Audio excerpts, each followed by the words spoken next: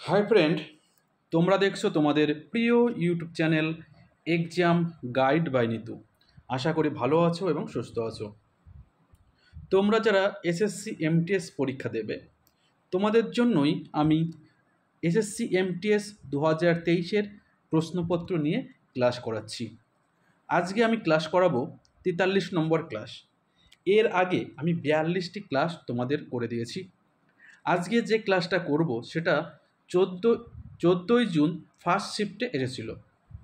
তো তোমাদের যদি কারো ভিডিওটা দেখে ভালো লাগে অবশ্যই একটু লাইক করে দেবে। চ্যানেলটি যদি সাবস্ক্রাইব করা না থাকে অবশ্যই চ্যানেলটা সাবস্ক্রাইব করে দেবে। আর তোমরা জানো এসএসসি পরীক্ষায় প্রচুর পরিমাণে রিপিটেড হয় প্রশ্নপত্র। তো অবশ্যই প্রশ্নপত্র তোমরা প্রথম থেকে শেষ পর্যন্ত দেখে যাবে। আশা করি তোমাদের এখান থেকে কিছু হেল্প হবে। তো চলো শুরু করছি প্রশ্নগুলো। রবীন্দ্রনাথ ঠাকুর কত সালে শান্তিনিকেতন ইনস্টিটিউট চালু করেছিলেন? তো সঠিক উত্তর হবে 1901 সালে। 1901 সালে রবীন্দ্রনাথ ঠাকুর শান্তিনিকেতন ইনস্টিটিউট চালু করেছিলেন। রবীন্দ্রনাথ ঠাকুর 1921 সালে বিশ্বভারতী প্রতিষ্ঠা করেন। দেখো, এই দুটো প্রশ্নই কিন্তু তোমাদের জন্য গুরুত্বপূর্ণ। 1921 সালে রবীন্দ্রনাথ ঠাকুর বিশ্বভারতী প্রতিষ্ঠা করেছিলেন।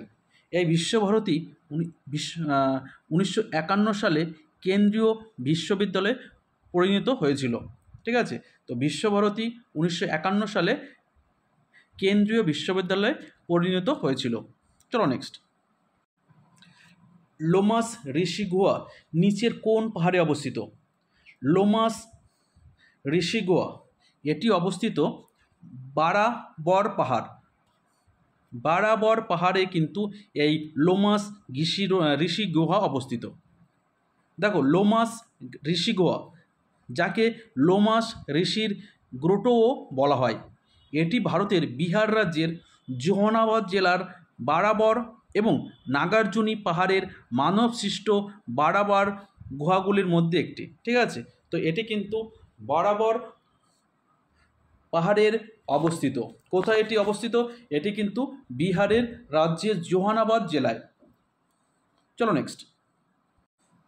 অর্চনা ভারতের লোকসভা নির্বাচনে প্রতিদ্বন্দ্বিতা করতে চান।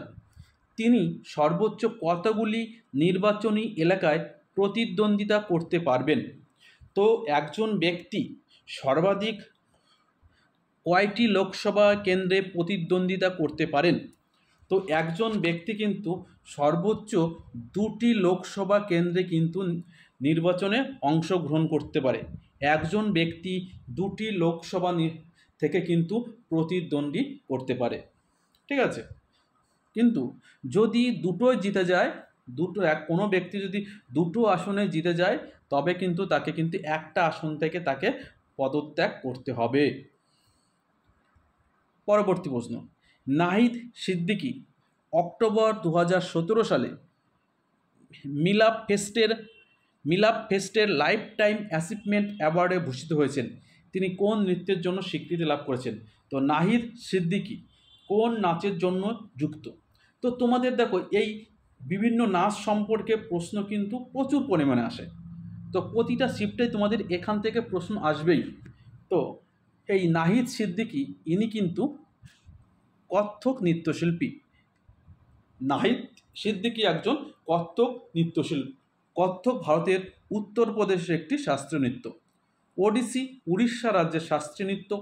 সাত্রিয়া অসম এবং কুচিপুড়ি কিন্তু অন্ধ্রপ্রদেশ। তো ওডিসি উড়িষ্যা, সাত্রিয়া অসম, কুচিপুড়ি অন্ধ্রপ্রদেশ এবং কত্থক কিন্তু উত্তরপ্রদেশ। ঠিক আছে, চলো নেক্সট। বিজ্ঞানের পর্যায় সারণীতে Mn কোন রাসায়নিক উপাদানটির সংকেতকে বোঝায়?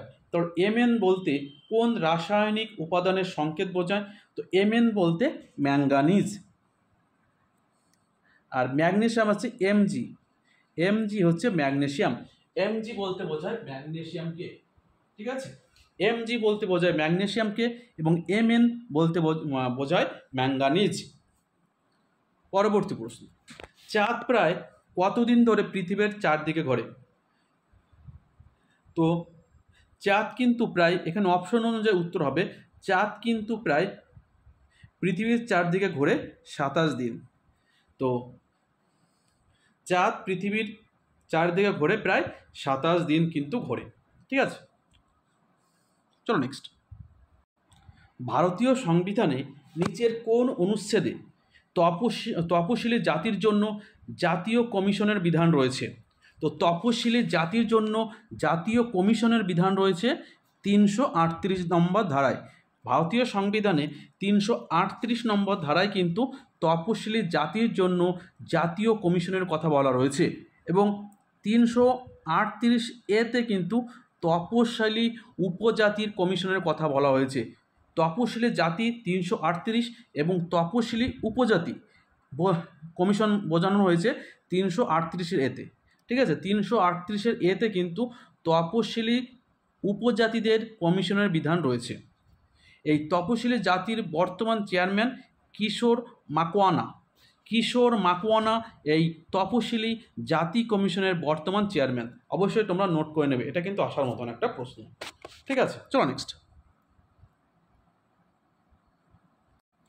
ঐতিহাসিক শেরশাহ সূরি মার্গ কোথায় অবস্থিত?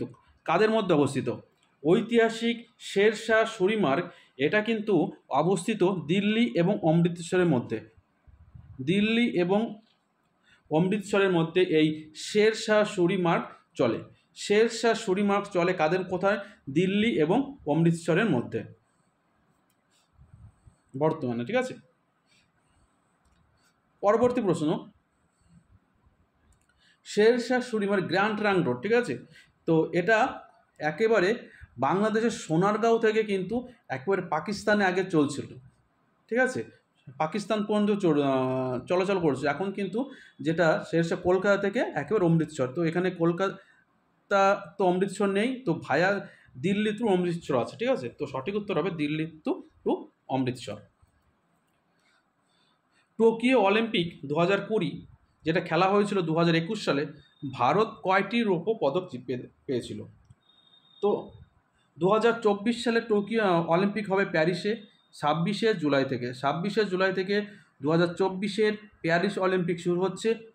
তো অবশ্যই পরীক্ষার তোমাদের অলিম্পিক খেলা হয়ে গেলে আমি অলিম্পিক নিয়ে একটা ভিডিও তোমাদের করে দেব। তো 2020 সালে টোকিও অলিম্পিকে কিন্তু ভারত 2টো পদক পেয়েছিল। কে পেয়েছিল? একটা ভারোত্তোলনে পেয়েছিল মীরাবাই চানু, এবং কুস্তিতে পেয়েছিলেন রবি কুমার ধাইয়া। রবি কুমার ধাইয়া এবং মীরাবাই চানু এই দুজন ব্যক্তি কিন্তু রৌপ্য পদক পেয়েছিল, আর নীরজ চোপড়া পেয়েছিলেন সোনা পেয়েছিলেন। ঠিক আছে, চলো নেক্সট। কোন বিখ্যাত মহিলা ব্যক্তিত্ব মণিপুরী শাস্ত্রীয় নৃত্যের জন্য পদ্মশ্রী পুরস্কার পেয়েছেন? মণিপুরী শাস্ত্রীয় নৃত্য, এই মণিপুরী শাস্ত্রীয় নৃত্যের প্রধান রূপ হচ্ছে ভক্তি। মণিপুরী শাস্ত্রীয় নৃত্যের মূল যে বাণী সেটা হচ্ছে ভক্তি। তো সঠিক উত্তর হবে এলম ইন্দিরা দেবী। এলম ইন্দিরা দেবী তিনি একজন মণিপুরী শাস্ত্রীয় নৃত্যশিল্পী যিনি পদ্মশ্রী পুরস্কার পেয়েছেন। কোন রাজাকে তার মুদ্রায় বীণা বাদক হিসেবে দেখানো হয়েছিল? কোন রাজাকে মুদ্রায় বীণা বাদক হিসেবে দেখানো হয়েছে? তো তিনি হলেন সমুদ্রগুপ্ত। গুপ্ত শাসক সমুদ্রগুপ্তকে কিন্তু এই মুদ্রায় দেখানো হয়েছে কি বীণা বাদক অবস্থায়। পরবর্তী প্রশ্ন। ভারতীয় সংবিধানের 51 অনুচ্ছেদে কিসের বিষয়ে আলোচনা করে রয়েছে বা কিসের বিধান রয়েছে? 51 অনুচ্ছেদ বা 4 ভাগে। 4 ভাগ যদি বলে 4 এবং অনুচ্ছেদ 51 তো এখানে বলা রয়েছে মৌলিক কি কর্তব্য। মৌলিক কর্তব্যের সম্পর্কে আলোচনা করা হয়েছে 51 বর্তমানে মৌলিক কর্তব্যের সংখ্যা কিন্তু 11টি, কিন্তু 1976 সালে যখন মৌলিক কর্তব্য চালু হয়েছিল তখন কিন্তু ছিল 10টি। এই মৌলিক কর্তব্য 42তম সংবিধান সংশোধনের মাধ্যমে 1976 সালে শরণ সিং কমিটির সুপারিশের ভিত্তিতে কিন্তু ভারতীয় সংবিধানে অন্তর্ভুক্ত হয়েছিল। আর মৌলিক কর্তব্য নেওয়া হয়েছে রাশিয়ার সংবিধান থেকে। ঠিক আছে, রাশিয়ার সংবিধান থেকে কিন্তু নেওয়া হয়েছে এই মৌলিক কর্তব্য। নিচের কোন পেশাটি মৌসুমি বেকারত্বের একটি প্রকার? তো মৌসুমি বেকারত্ব, তো সঠিক উত্তর হবে কৃষক। দেখো, কৃষিক্ষেত্রে কিন্তু সারা বছর কাজ থাকে না, বছরের নির্দিষ্ট সময় কিন্তু মানুষ কাজহীন হয়ে পড়ে।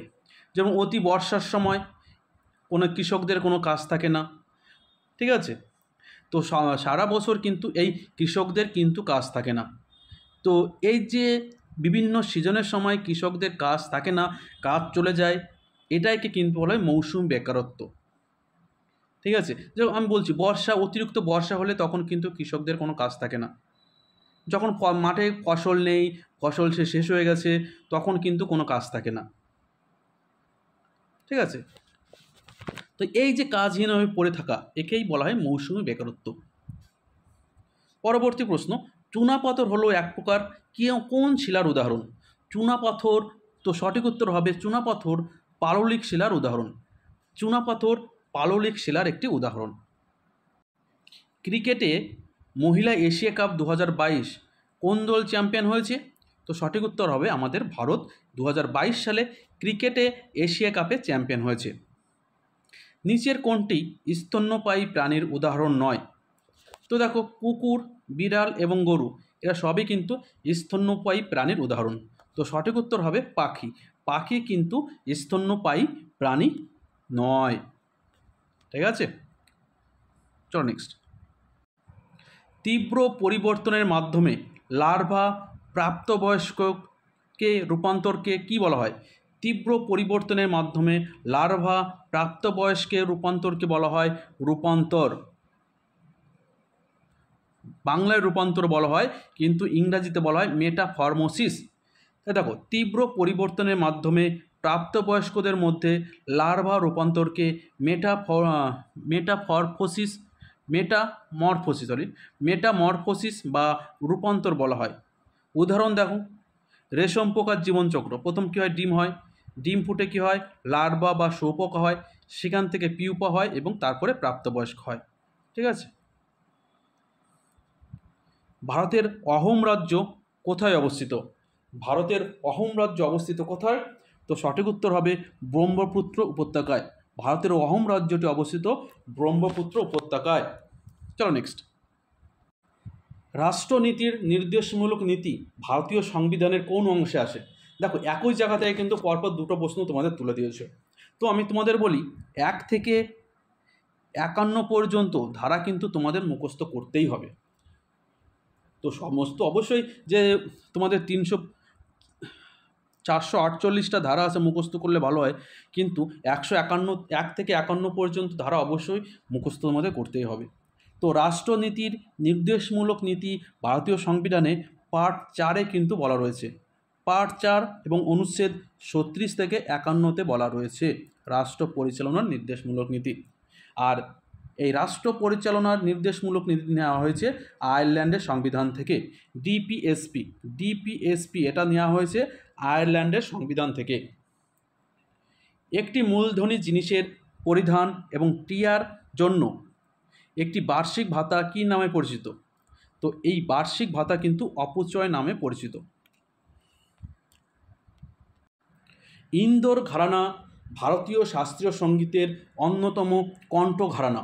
এটি কার দ্বারা প্রতিষ্ঠিত হয়েছিল? এই ইন্দোর ঘরানা কার দ্বারা প্রতিষ্ঠিত হয়েছিল? তো সঠিক উত্তর কী হবে? তো সঠিক উত্তর হবে ওস্তাদ আমির খান।